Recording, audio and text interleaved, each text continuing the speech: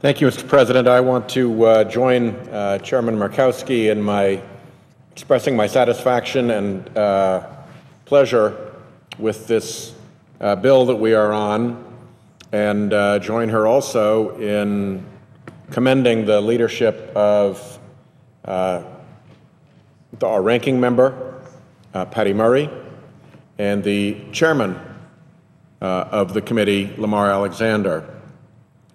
As a result of their work, we have a really significant piece of legislation before us. It has received bipartisan support in the committee, and I think the secret of their success was that they knew how to let senators be senators and work on a piece of bill really on the merits of it without a lot of partisan gunslinging. As a result, the legislation before us represents a really tremendous improvement in K-12 education over the failed No Child Left Behind Act. The process that led to this was bipartisan, substantive, thorough, and really listened to a wide array of viewpoints. And the result is this strong bipartisan proposal. As one of my senior colleagues on the committee said, this is what happens when you have committee leaders who really know what they are doing. By now, most Americans, certainly my constituents, are familiar with the failures of No Child Left Behind. It overemphasized a peculiar form of testing, a form of testing in which the student took the test but wasn't graded on it. The subject of the test really was the performance of the school itself, and so schools became frantic to heap up student performance to protect themselves. As a result, there was a lot of drama in the schools around these tests, and if you did not do well, that then pitched you into a narrow, one-size-fits-all approach to fixing the low-performing school. So neither part of that combination served students or communities well. The Every Child Achieves Act is based on a really simple idea that I think has broad support in the Senate. Less classroom time spent on this frantic test preparation for the high-stakes exams means more time actually learning stuff. Every Child Achieves allows states to take a whole range of factors into account to gauge how students are doing and how the schools are doing, not just one test. I call that the data dashboard. It can include things like graduation rates, college performance rates afterwards, how many students are taking AP classes and SAT tests, incidents of violence or bullying, even working conditions for teachers. It's something we've worked on in Rhode Island through something called our InfoWorks program, and it is a common sense way of understanding school and student performance without creating this massive distraction and drama. Less emphasis on this peculiar high-stakes testing regime means more time for teachers to teach a more balanced, well-rounded curriculum, giving attention to important subjects like history and the arts, which, because they weren't covered on these high-pressure standardized tests, fell out of the curriculum. So what parents ought to see after we pass this bill is a much richer curriculum for their kids, and ones that some kids simply need in order to stay interested in school. If arts are what are your passion as a child, if that's fallen out because of this testing regime, you've really been hurt. If history and the stories of what happened in the olden days is what really gets you excited about education, if that gets squeezed out so you can do the math and the reading test better, you've really been hurt as a student. So that has changed. I am really glad that we have language in this bill to support civics and American history education, so that beyond just reading and math, the tested subjects, students that graduate from public education have a real understanding of what it means to be an American citizen. It means something to be an American citizen, and we need kids to understand the trajectory of this country so that they can fill that role as American citizens better. The bill supports school libraries, which is an issue my senior Senator Jack Reed has long championed and which I was proud to support in committee. It includes an initiative I supported that was led by Senator Mikulski to provide support for gifted and talented students, particularly those who are in high-poverty schools. It can be really hard to keep a high-ability child engaged and motivated if they're not challenged. And I believe Senator Mikulski's language will be a really big help to these kids and to their teachers and to their parents.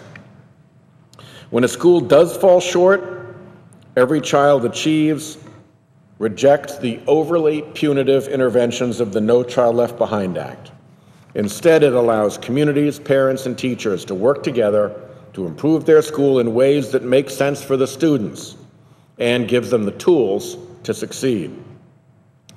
In my experience, I have learned that the greatest unmet area, at least in Rhode Island, is in middle schools. And when I talk to people from other states, they see the same thing. Those middle grades are a tipping point in the lives of many students, especially those at risk of dropping out.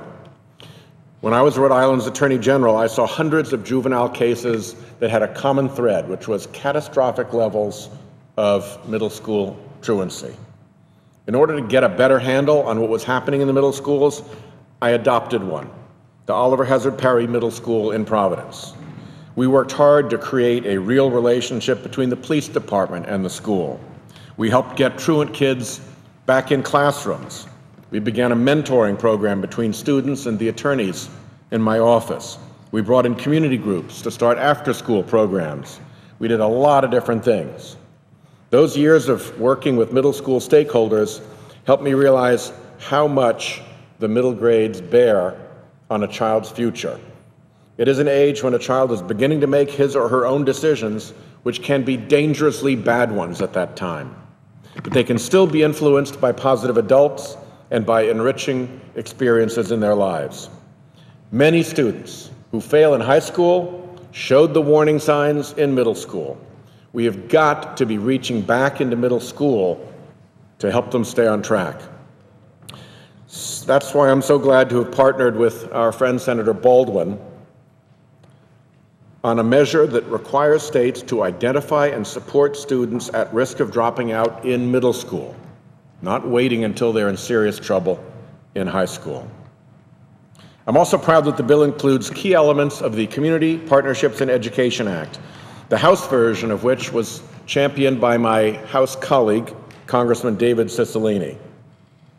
The outstanding success in Rhode Island of the Providence After School Alliance shows that schools and their students can thrive with help from strong community partners focused on sustainable and coordinated after-school learning opportunities. PASA is really a model, and community-based after-school has long been underappreciated, and I'm glad it's on an even basis in this bill with school-based after-school. The Every Child Achieves Act also makes progress educating students who've become involved in the criminal justice system. As with the juvenile justice reauthorization that I'm working on with Chairman Grassley in the Judiciary Committee, this bill tries to break the cycle of troubled kids who enter the juvenile justice system, who get marginalized, who fall further behind in their education, leading to more trouble and ultimately to crime. This phenomenon is referred to as the school-to-prison pipeline, and it is tragic and it needs to end. I have also seen and heard how federal, state, and local regulations can get in the way of innovative reforms.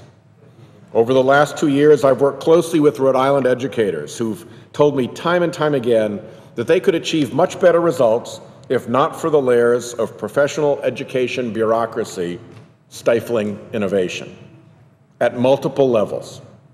So I'm working to include an amendment to establish an Innovation Schools demonstration, giving teachers, parents, and school leaders who have a unique understanding of the students and communities they serve the flexibility to turn those ideas into action.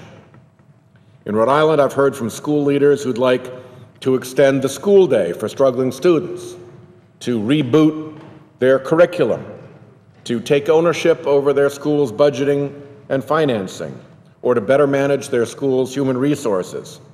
But they can't, because existing rules and regulations get in the way.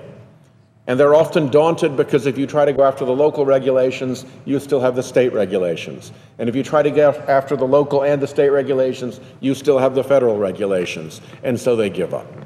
Well, my amendment establishes a fast-track process to give public schools relief from barriers to school-level innovation, relief from local, state, and federal regulations.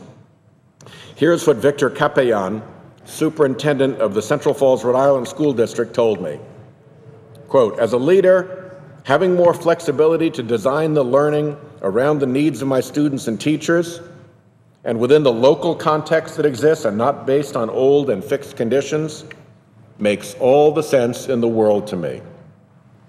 Overall, Mr. President, the Every Child Achieves Act returns more decision-making authority to public schools, gives them tools to help every student succeed, and promotes greater flexibility in achieving high standards. As I prepared at home for this bill, I worked with a lot of Rhode Islanders to learn what was needed. I'm really grateful to the groups that gave me so much time.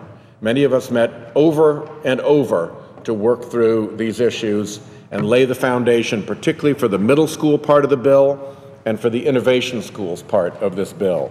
There was a lot of good Rhode Island work that went into those, and I really appreciate it. I believe this bill responds to the needs and concerns of the many Rhode Island teachers, reformers, students, school administrators, and union officials I worked with, and I'm proud to support it. I'll close, Mr. President, by saying one last thing. There are many issues that we deal with where we experience a lot of confrontation, and often we come into a situation thinking that we know what the confrontation is. Before we even get to it, we anticipate the confrontation. What I learned from sitting down and spending real time together with teachers who are in teachers' unions, with reformers who are determined to make schools better and able to innovate, from administrators who work in public schools and from administrators who work in charter schools, you put them all together, they agree on so much of what is in this bill. If you treat people involved in this system with the respect that they deserve individually, and if you listen to them, the agreement is far greater than the disagreement. So I'll close where I began. What Chairman Alexander and Ranking Member Murray did was to create a process where we could be senators. And as a senator, I was able to bring those voices from Rhode Island into this process in a meaningful way. And my ability to bring that voice in a meaningful way empowered me to be able to bring those voices together back in Rhode Island and find the kind of agreement that has enabled these successes.